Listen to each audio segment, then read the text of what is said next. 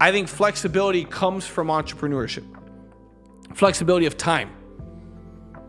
Having some sort of work-life balance that most people want. Work-life balance.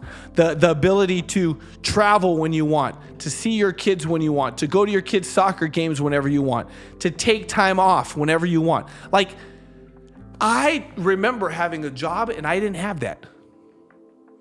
I didn't have that at a job. When I had a job, I had a set schedule for the most part that I was accustomed to.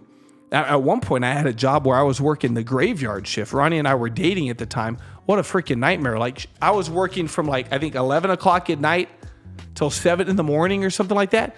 And she was going to school, and then she'd come over to hang out, and I would be falling asleep. It was the worst. Like, I remember like yesterday, that feeling of trying so bad to stay awake because I feel bad for falling asleep. But I was awake the whole night. Most people, they go to work in the morning, they get off work, and then it's hustle with the kids, trying to get something done, put dinner together, they go to sleep, you try to watch one episode of Suits, and then you got to go to bed and you got to wake up and do it again tomorrow. And if you want time for vacation, you got to plan and ask for it off. Most people, they take one family trip a year, if that everyone saves for the entire year to take this 1 week cruise to Ensenada, Mexico or something in the middle of the summer. That's not flexibility of time. That's not freedom of time. Entrepreneurship allows for a flexible schedule because once you get something going, it belongs to you. Another thing on entrepreneurship, I believe, is personal growth. I have learned so much being an entrepreneur. A lot of things you learn the hard way. A lot of things I learned from winning. I've learned a lot from losing, though. But personal growth is a big one. A couple key things on personal growth I think you get when you're in entrepreneurship that a lot of people don't have just working a job. One of them is mental toughness. I mean, is entrepreneurship easy?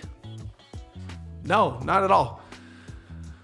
Is it worth it? 1,000%. And this is why we're talking about engaging in entrepreneurship part-time, no matter what. One of the reasons that people run away from entrepreneurship is because they went to school for so long to do whatever career they're in.